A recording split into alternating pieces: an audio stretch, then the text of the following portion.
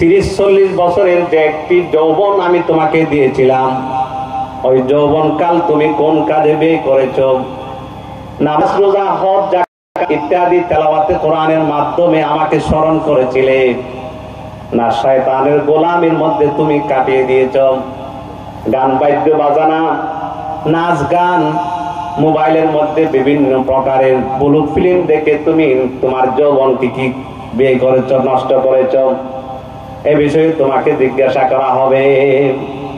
আল্লাহ পাক রব্বুল আলামিন বিশেষভাবে তোমার যৌবন কাল কোন কাজে ব্যয় করেছো এ বিষয়ে কিয়ামতের দিবস আমাদেরকে জিজ্ঞাসা করবেন। ওয়ান মালিহি মিন আইনা ইকতাসাবাহু ওয়া ফিমা আনফাকা, ধন সম্পদ তুমি কিভাবে উপার্জন করেছো? হালাল পন্থায় উপার্জন করেছো না অবৈধ পন্থায় তুমি উপার্জন করেছো? ওয়া ফিমা আনফাকা, এবং তোমার উপার্জিত ধন সম্পদ কোন কাজে ব্যয় করেছো?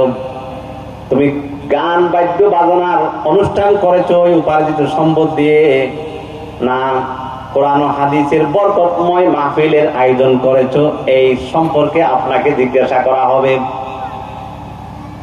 তুমি কি বল খেলার মধ্যে বিভিন্ন ক্রীড়া সংস্থাকে তুমি চাঁদা দিয়েছিলে, না মাহফিলের জন্য মাহফিল সংস্থাকে তুমি, মাহফিল কমিটির সদস্যদেরকে তুমি চাঁদা দিয়েছিলে? এটা আল্লাহ পাক রব্বুল আলামিন জিজ্ঞাসা করবেন। ওয়া ফিমা আনফাকাহু ওয়া আন ইলমিহি মাযা আমিলা ফি, এবং আমি তোমাকে যতটুকু জ্ঞান দিয়েছিলাম ওই জ্ঞান অনুসারে, ওই ইলম অনুসারে আপনি আমল করেছেন কিনা, তুমি আমল করেছি কিনা? ইলম কি পরিমাণ দিয়েছে আল্লাহ পাক রব্বুল আলামিন জিজ্ঞাসা করবেন না? যে পরিমাণ আপনাকে আমাকে ইলম আল্লাহ পাক রব্বুল আলামিন দিয়েছেন ওই ইলম অনুসারে আমার আমল হয়েছে কিনা এই ব্যাপারে আমাকে জিজ্ঞাসা করা হবে। এজন্য যত বড় আলেম তার তত বেশি চিন্তা কিভাবে আল্লাহর কাছে এত বেশি ইলমের জবাব দিব, সমস্ত বিষয়ে আমি আমল করতে পেরেছি কিনা। এই হাদিসের মাধ্যমে আমরা জানতে পারলাম যে যৌবন এটা একটা গুরুত্বপূর্ণ অংশ নিজের জীবনের। এই বিষয়ে আপনাকে জিজ্ঞাসা করা হবে। বিশেষভাবে ওই যৌবন কাল তুমি কোন কাজে ব্যয় করেছো এই বিষয়ে আল্লাহ পাক রব্বুল আলামিন কিয়ামতের দিবস প্রত্যেক মানুষের কাছে জিজ্ঞাসা করেন। আমাদের উস্তাদে মুহতারাম সাবেক পটিয়া মাদ্রাসার শাইখুল হাদিস আল্লামা শাহ মরহুম আইয়ুব সাহেব রহমতুল্লাহি আলাইহি, বেগুন রহমতুল্লাহি আলাইহি হন, রহমতুল্লাহি আলাইহি। আল্লাহু আকবার। হুজুর আনার হইতো সিডিঙ্গে ভাষা বাড়ির আঙ্গুনিয়া আসিল। হুজুর আনার সিডিঙ্গে ভাষা হইতো বাবা পড়ার জীবনী 3 ভাগে ভাগ, একান খুশ হইল 3 ভাগে ভাগ, খুশ হইল একান 3 ভাগে ভাগ, আগাইনিয়া গুড়াইনিয়া মাঝখান মেনছে আগাইনিয়া আনখানে ওদের হারিয়ে ফেলে দি, গুড়াইনিয়া আনো না হাই ওদের হারিয়ে ফেলে দি, খাই দেখো না মাজর গান হয়। তোমার জীবনও 3 ভাগ, ফুয়া হাল, জোয়ান হাল, বুড়া হাল, 3 হাল আছে। আল্লাহ ফুয়া হাইলে তোমার তো নলইব, বুড়া হাল হারি ফেলে দিবি, বুড়া হারলে তোমার তো নলইব। তুই কেন করিবে? তুই তো উড়িলে বই নে মার, বইলে উড়ি নে মার, মজুদ গল সাহস করি কিন্তু জোরান নে মার, তুই গরিব রাখি এই অনেক তোমার তো চিচাপ নইলে আপান কি? বুড়া হাড়ালো হারি ফেলে দিব, বুড়া হাড়াল তোমার তো হিসাব নলইব। কিন্তু কুশল দেন মাজর গান মেনছে হাই আগে আর গুড়ে ফেলে দিয়ে কিয়ামত অবধি তোমার আল্লাহ পাক রব্বুল আলামিনে বুড়তি এবং ফয়কে আলিয়াম বাদ দি তোমার তো যৌবন হাল হিসাব লইব। আল্লাহু আকবার। যৌবন হাল এর এত বেশি গুরুত্বপূর্ণ বিষয়। এইজন্য রাসূল সাল্লাল্লাহু আলাইহি ওয়াসাল্লাম বলেন, ক্বালা রাসূলুল্লাহি সাল্লাল্লাহু আলাইহি ওয়াসাল্লাম ইগতানিম খামসান ক্বাবলা খামসিন শাবাবাকা ক্বাবলা হারামিক ওয়া সিহহাতাকা ক্বাবলা সাকামিক ওয়া ফারাগাকা ক্বাবলা শুগুলিক ওয়া গানাকা ক্বাবলা ফাকরিক ওয়া হায়াতাকা ক্বাবলা মাউতিক আও কামা ক্বালা আলাইহিস সালাতু ওয়াস সালাম। রাসূল বলেন, পাঁচটা জিনিস আসার পূর্বেই তোমাকে যে পাঁচটা নিয়ামত দেওয়া হয়েছে, ওই পাঁচটা নিয়ামতের তুমি মূল্যায়ন করে নাও।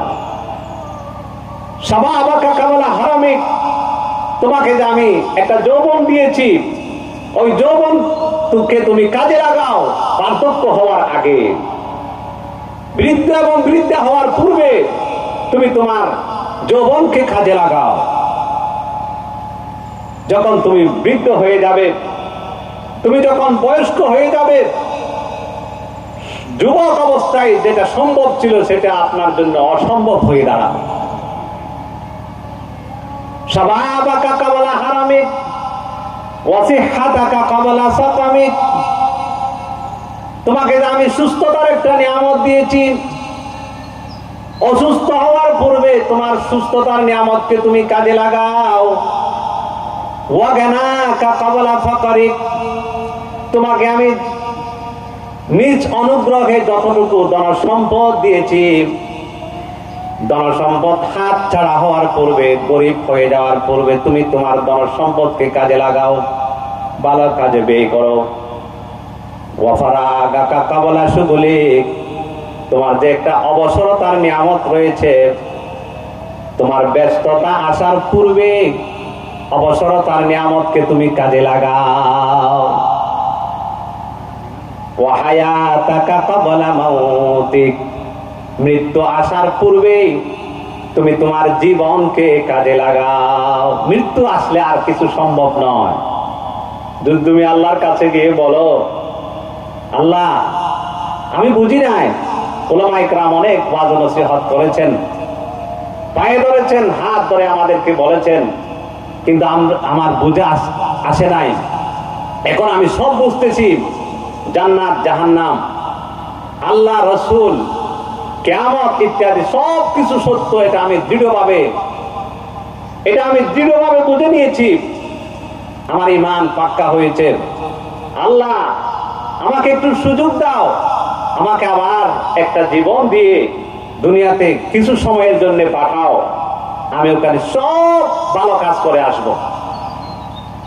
সুযোগ পাওয়া যাবে? কখনো না। এই জন্য রাসূল বলেন, উম্মত মৃত্যু আসার পূর্বে তোমার জীবনকে কাজে লাগাও, তোমার জীবনকে অযথা কাজের মধ্যে নষ্ট করিও না, ইবাদতের মধ্যে কাটাও। বলতেছিলাম যে যৌবন এটা একটা গুরুত্বপূর্ণ নিয়ামত। এই নিয়ামতকে যারা কাজে লাগায় তারাই উন্নতি লাভ করতে পারে। যেমন আপনি দেখবেন, একজন যুবক নিজের যৌবনকে কাজে লাগিয়ে একজন বিজ্ঞ ডাক্তার হতে পারে, বিজ্ঞ ইঞ্জিনিয়ার হতে পারে, একজন ধনবান প্রচুর ধন সম্পদের মালিক হতে পারে। অনুরূপভাবে একজন যুবক যখন ইবাদতের মধ্যে কাটায়, সে আর সহজে আল্লাহর বলি এবং বন্ধু হতে পারে। সুবহানাল্লাহ। যে যুবক নিজের যৌবনকে ইবাদতের মধ্যে কাটিয়ে আল্লাহর বন্ধুতে এবং দুস্তে পরিণত হয়েছে, ওই দুস্ত এবং বন্ধুর জন্য আল্লাহ পাক রব্বুল আলামিন কিয়ামতের কঠিন মুহূর্তে নিজের আরশে আজিমের ছায়ার ব্যবস্থা করে রেখেছেন। সুবহানাল্লাহ। ওয়াশাবুন নাশা ফি ইবাদাতিল্লাহ ওয়া রাজুলুন কলবুহু মুআল্লাকুন বিল মাসাজিদ। তৃতীয় শ্রেণীর মানুষ হলো ওই সমস্ত মানুষ যাদের অন্তরটা সব সময় মসজিদের সাথে লাগানো থাকে।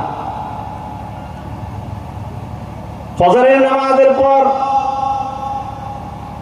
অপেক্ষা করতে থাকে, ওয়াইট করতে থাকে মসজিদের মিনারা থেকে কখন আজানের ধ্বনি আসতেছে, জোহরের আজানের ধ্বনি। কখন গিয়ে আমি জোহরের নামাজ জামাতের সহিত ইমামের পিছনে আদায় করব। এভাবে জোহরের নামাজ শেষ করে আসরের নামাজের জন্য অপেক্ষায় থাকে। এভাবে আসরের নামাজের পর মাগরিবের অপেক্ষায় থাকে। মাগরিবের নামাজের পর এশারের নামাজের জন্য অপেক্ষা করে। এশারের নামাজের পর আবার কখন জানি মসজিদের মিনারা থেকে আজানের ডাক আসতেছে, নামাজের আহ্বান আসতেছে। সব সময় ওদিকে কান পেতে থাকে ফজরের নামাজ জামাতের সহিত আদায় করার জন্য। এভাবে যে সমস্ত মানুষের অন্তরটা মসজিদের সাথে লাগানো থাকে, আল্লাহ পাক রব্বুল আলামিন তাদেরকে কিয়ামতের কঠিন মুহূর্তে নিজের আরশে আজিমের ছায়াতলে ছায়া দান করবেন। সুবহানাল্লাহ। কিন্তু দুঃখের বিষয়, আমাদের অন্তরটা মসজিদে লাগানো তো দূরের কথা, মসজিদে গেলেও আমাদের অন্তরটা বাহির থেকে যায়, বাহিরের সাথে লেগে থাকে। আমার দেহটা যদিও মসজিদে, কিন্তু আমার অন্তরটা রেখে আসি দোকানে, আমার অন্তরটা রেখে